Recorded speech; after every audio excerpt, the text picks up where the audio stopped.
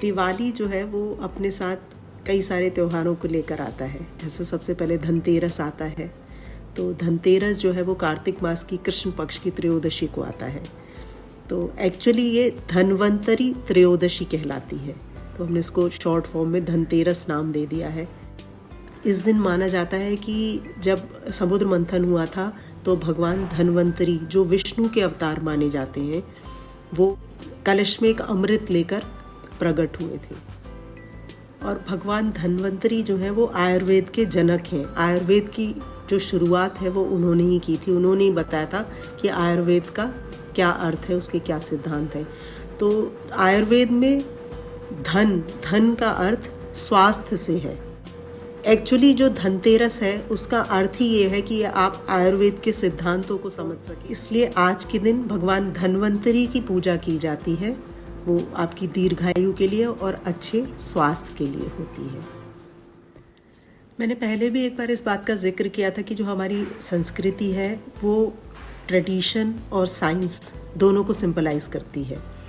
तो अगर हम दीपावली की बात करते हैं तो रिलीजियसली अगर इसको कनेक्ट करते हैं तो इस दिन भगवान श्री राम वनवास के बाद अयोध्या वापस आते हैं और अयोध्यावासी उनके स्वागत में, उनके अभिनंदन में दिए जलाते हैं, पटाखे चलाते हैं और पूरा फूलों से वर्षा होती है, म्यूज़िक बजता है। इस वजह से दीपावली का त्यौहार हम मनाते हैं। और दूसरा रीज़न ये भी है कि जब समुद्र मंथन हुआ तो माँ लक्ष्मी जो है उनका प्राकट्य होता है, तो इसलिए उस दिन माँ लक्ष्मी की भी पूजा की जाती है। और अगर हम इसे साइंटिफिकली कनेक्ट करते हैं तो चूँकि हम नॉर्दर्न हेमिस्फीयर में रहते हैं तो विंटर्स के टाइम पे उसमें बहुत सारे चेंजेस होते हैं। सन मेन सोर्स ऑफ एनर्जी होता है, तो इस वक्त पे विंटर्स के टाइम पे सूरज और धरती के बीच का दूरी जो है वो बढ़ जाती है। तो उस वजह से जो हमारी लाइफ है उसकी एनर्जी जो है वो स्लो हो जाती है। तो ख़ास इन सर्दियों के दिनों में कुछ चीज़ें निर्धारित कर दी जाती हैं कि जैसे आपको क्या खाना है, कब उठना है, कब सोना है, क्या करना है, ताकि आप अपनी लाइफ में बैलेंस बना सकें और अपने आप को मानसिक और शारीरिक रूप से स्वस्थ रख सकें। तो जैसे मैंने आपको बताया है कि एटमॉस्फेयर में चेंजेस होने की वजह से इस वक्त पे एनर्जी थोड़ी स्लो डाउन होती है और वो आपकी माइंड और बॉडी को एक तरीके से हाइबरनेट कर देती है। हाइबरनेट कर देती है मतलब एक सुस्ती आ जाती है आपके दिमाग में।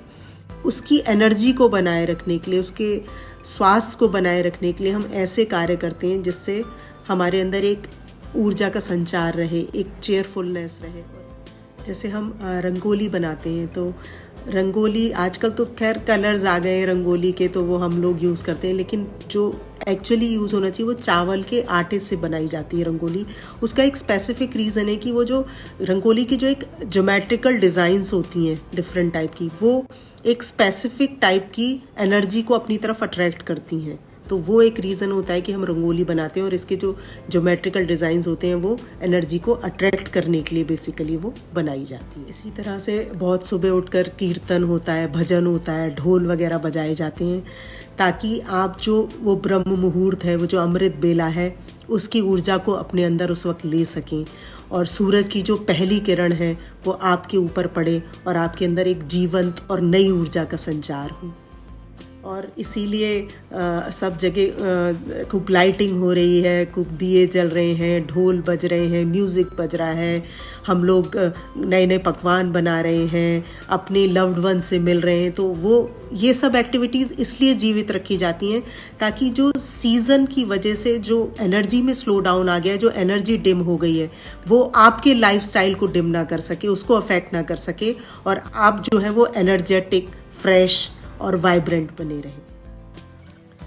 तो जो मैंने पहले कहा कि हमारी भारतीय संस्कृति इतनी समृद्ध है कि आप उससे जिस भी भाषा में प्रश्न करें, चाहे वो रिलीजियस लैंग्वेज हो या वो साइंटिफिक लैंग्वेज हो, वो आपको हर भाषा में आपका उत्तर देगी। दीपावली की शुभकामनाएं।